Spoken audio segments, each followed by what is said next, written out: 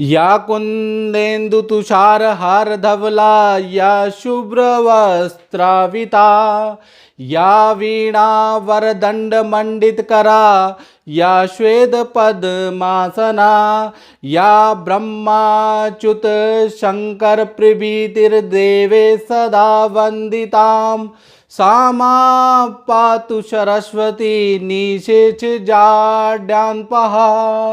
जय माता दी मित्रों, 5 फरवरी 2022 में वसंत पंचमी आ रही है।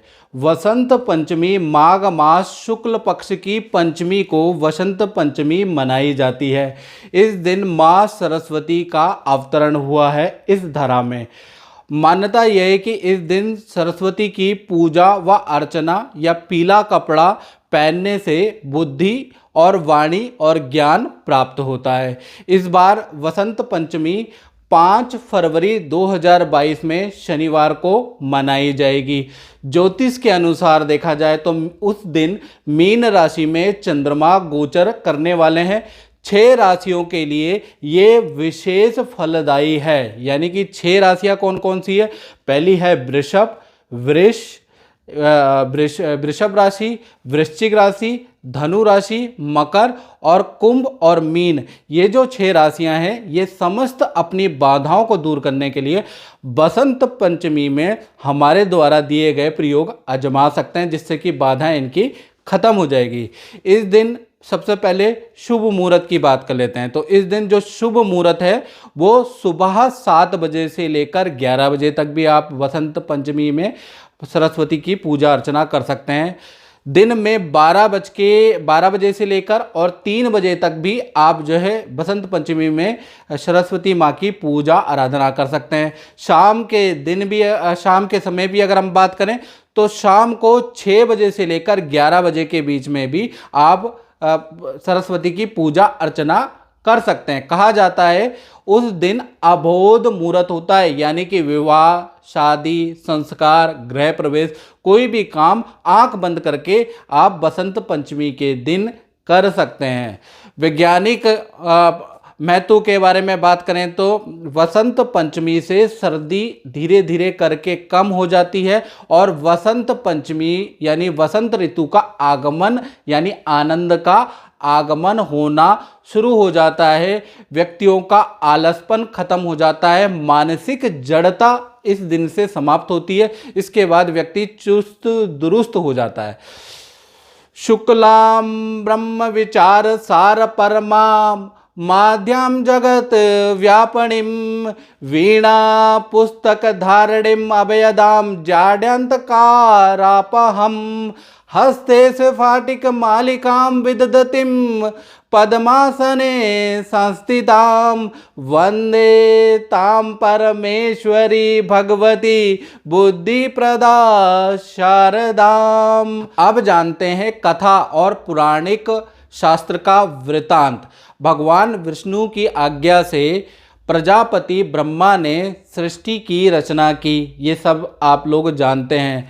और बिना बुद्धि के बिना ज्ञान के सृष्टि में मनुष्य और जीव और जंतु गुड्डा और गुड़िया के भांति प्रतीत हुए, जिस कारण से इस दिन यानी वसंत पंचमी के दिन भगवान विष्णु की आज्ञा से 3 शक्तियों में से एक यानी 3 शक्तियाँ कौन सी है? महासरस्वती, महालक्ष्मी और महाकाली, उनमें से एक का इस धरा पे अवतरण हुआ।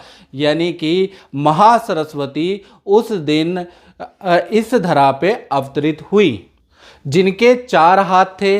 हाथों के अंदर पुस्तक वीणा लेकर ये उत्पन्न हुई और समस्त संसार में ज्ञान और आनंद से संसार को इन्होंने भर दिया।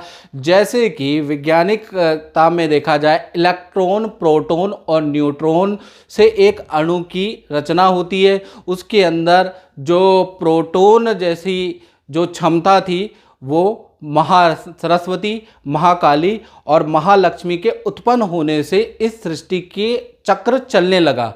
अब महाकाली और महालक्ष्मी की इसके बाद ये उत्पन्न हुई, इसके बारे में भी आगे वाले कार्यक्रम में हम चर्चा करेंगे।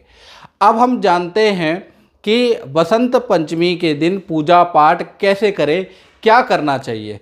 सर्वप्रथम उस दिन आपको क्या करना है, सबसे पहले आपको अपने बेड में ही गृहिणियों को, पुरुषों को अब दोनों हाथों की हथेली को देखना चाहिए।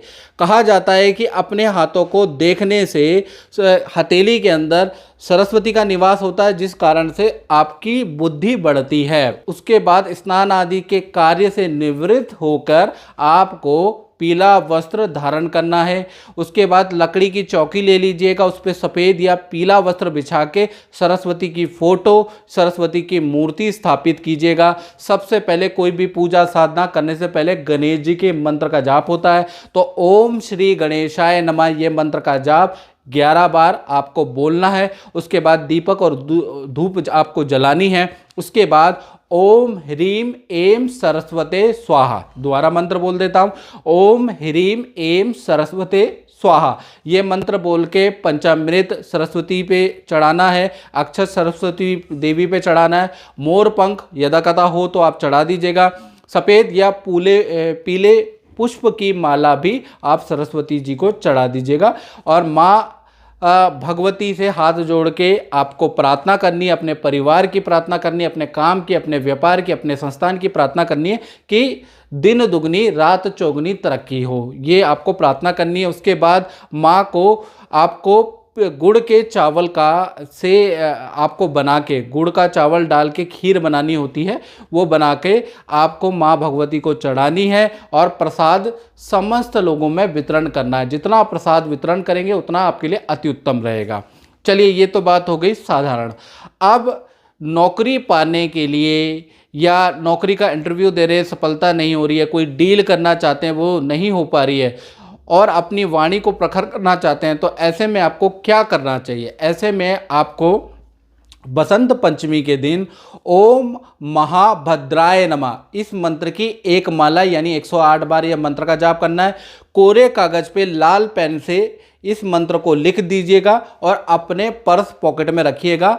आप अपने अंदर प्रगति महसूस करेंगे। इसी प्रकार से बच्चों की बुद्धि के लिए, एकाग्रचित्ता अच्छी करने के लिए, वाणी अच्छी करने के लिए आपको क्या करना है, ओम ज्ञान मुद्राय नमः ये मंत्र की माला, एक माला 108 बार आपको जाप करनी है। बसंत पंचमी के दिन कभी भी कर सकते हैं। साथ ही साथ कोरे कागज पे लाल पेन से ये मंत्र लिख के आप अपने बच्चे के सिराने के नीचे, उसके बैग में, उसके पर्स में, उसके स्टडी टेबल के सामने रख दीजिएगा। आप बच्चे में परिवर्तन पाएंगे। इसी प्रकार से सर्विस, लेखा जोखा या व्यापार आपका है, या तो आपका कंसल्टेंसी का व्यापार है, सर्विस सेक्टर के अंदर है, आपका स्कूल है, आपका कोई संस्थान है, या लेखा जोखा अकाउंटिंग का काम करते हैं, तो आपको ऐसे में क्या करना चाहिए, आपको ओम महामाये नमः ये मंत्र की एक माला उस दिन करनी है। उसके बाद आप क्या करेंगे, कोरे कागज पे लाल पेन से ये मंत्र बड़ा बड़ा लिख के अपने संस्थान में टांग दीजिएगा। डेली इनको धूप दीजिएगा, आपके काम में वृद्धि होगी। अब बात करते हैं राशियों के बारे में, क्योंकि उस दिन वसंत पंचमी के दिन चंद्रमा मीन राशि में गोचर कर रहे हैं और 6 राशियों वालों के दुख और कष्ट दूर होने वाले हैं। तो सबसे पहले बात करते हैं वृषभ राशि की। तो उस दिन उनको क्या करना है, उनको वसंत पंचमी के दिन ओम श्री प्रदाय नमः ये मंत्र की एक माला जाप करनी है। उसके बाद ये मंत्र कोरे कागज पे लिख दीजिएगा, अपने पास रखिएगा, आपके समस्त कष्ट दूर होंगे। इसी प्रकार से दूसरी राशि है वृश्चिक राशि।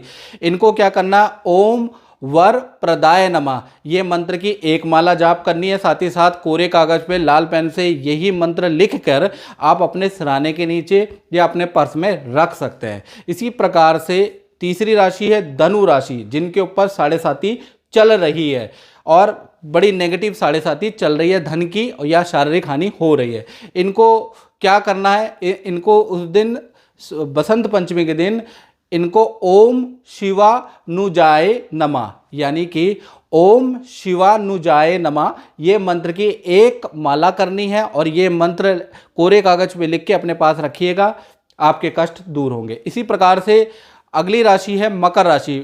मकर राशि को वसंत पंचमी के दिन एक मंत्र की माला करनी है, ओम पद्म वक्त्राय नमः ये मंत्र की आपको एक माला करनी है। दोबारा मंत्र बोल देता हूं, ओम पद्म वक्त्राय नमः ये मंत्र की माला करके कोरे कागज पे ये मंत्र लिखकर अपने पास रख लीजिएगा, आपके सभी प्रकार के कष्ट दूर होंगे। इसी प्रकार से कुंभ राशि की अगर हम बात करें तो इनको जो मंत्र की माला करनी है वो करनी है ओम पद्म नीलयाय नमः। ये मंत्र की एक माला जाप करनी है। दोबारा मंत्र बोल देता हूं, ओम पद्म नीलयाय नमः। ये मंत्र की एक माला करके कोरे कागज पे ये मंत्र लिखकर आप अपने पर्स में रख लीजिए, अपने व्यापार संस्थान में या अपने सिरहाने के नीचे रखिएगा। सभी प्रकार के कष्ट आपके दूर होंगे।